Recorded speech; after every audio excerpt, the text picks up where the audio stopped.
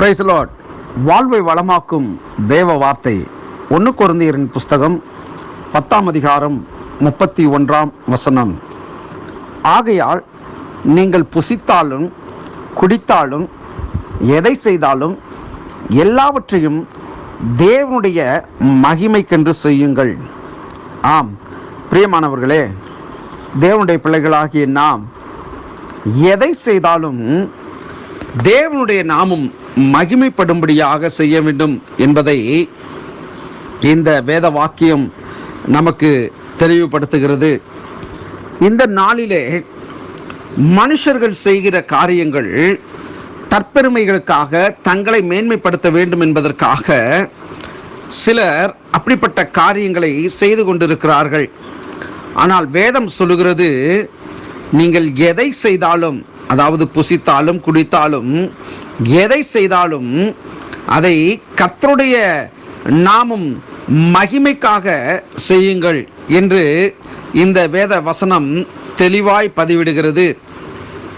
இன்றைக்கு தங்களுடைய மேன்மைகளை, தங்களுடைய காரியங்களை மேன்மைப்படுத்துவதிலேயே சிலர் தங்களுடைய காரியங்களை, நேரங்களை அப்படிப்பட்ட காரியங்களுக்காக செய்து கொண்டிருக்கிறார்கள். ஆனால் ஆண்டவர் அதிலே பிரியப்படுகிறவராய் இருக்கவில்லை. நாம் எதை செய்தாலும் அதை கர்த்தருக்கென்று மனப்பூர்வமாய் செய்ய வேண்டும் என்று வேத வாக்கியம் தெளிவாய் இங்கே சொல்லுகிறது. நம்முடைய வாழ்க்கையிலே கர்த்தரை முன்வைத்து நாம் செய்கிற ஒவ்வொரு காரியத்திலேயும் தேவன் அதற்கேற்ற பலனை நம்முடைய வாழ்க்கையிலே அவர் கொடுக்கிறவராய் இருக்கிறார்.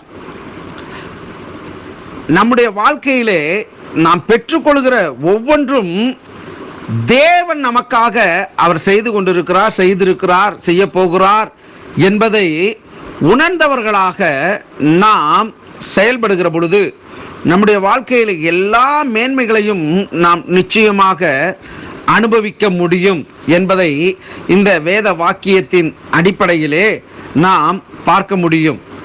ஆகவே இந்த நாளிலே இந்த வேத வசனம் சொல்லுகிறபடி 1 கொரிந்தியர் 10ஆம் அதிகாரம் 31ஆம் வசனத்திலே இப்படியாய் சொல்லுகிறது, நீங்கள் எதை செய்தாலும் அதை கர்த்தருக்கென்றே முழு மனதோடு செயல்படுத்துங்கள், செய்யுங்கள் என்று சொல்லி, உங்கள் வாழ்க்கையில நீங்கள் கர்த்தருக்காக செய்கிற காரியங்கள் அது நிச்சயமாக உங்கள் வாழ்க்கையிலே ஒரு மிகுந்த பலனை உங்களுக்கு கொண்டு வரும் என்பதில் எவ்வித சந்தேகமுமே இல்லை. அதைத்தான் சொல்லுகிறது, நீங்கள் புசித்தாலும் குடித்தாலும் எதை செய்தாலும் எல்லாவற்றையும் தேவனுடைய மகிமைக்கென்று செய்யுங்கள் என்று பிரதிபலிக்கிறது. விசுவாசியின் ஒவ்வொரு செயலையும் ஆளுகின்ற ஒரு சிறந்த கொள்கையை இப்போது பவுல் இந்த வசனத்தின் மூலம் கொடுக்கிறார். இது அநேகருடைய வாழ்க்கையிலே ஒரு சிறப்பான நோக்கத்தை அது கொடுக்கிறதா இருக்கிறது. நிச்சயமாக நம்முடைய வாழ்க்கையிலே ஒழுக்கக்கேடுகளோ, பிரிவினைகளோ, மற்றவர்களை கடிந்து கொள்ளுதலோ, குற்ற செயல்பாடுகளோ, இவைகளின் காரியங்கள் எதுவாக இருந்தாலும் அவைகளெல்லாம் நாம் ஒதுக்கி தள்ளி வைத்துவிட்டு தேவனுக்கு பிரியமானவைகள் எது என்பதை சிந்தித்து பார்த்து நாம் செயல்படுகிற பொழுது நம்முடைய வாழ்விலே நிச்சயமான பெரிய ஆசீர்வாதங்களை காண முடியும். நாம் எதை செய்தாலும் கர்த்தருக்கென்று மனப்பூர்வமாய் செய்வோம். கர்த்தர் நம்மை ஆசீர்வதிப்பாராக. God bless you.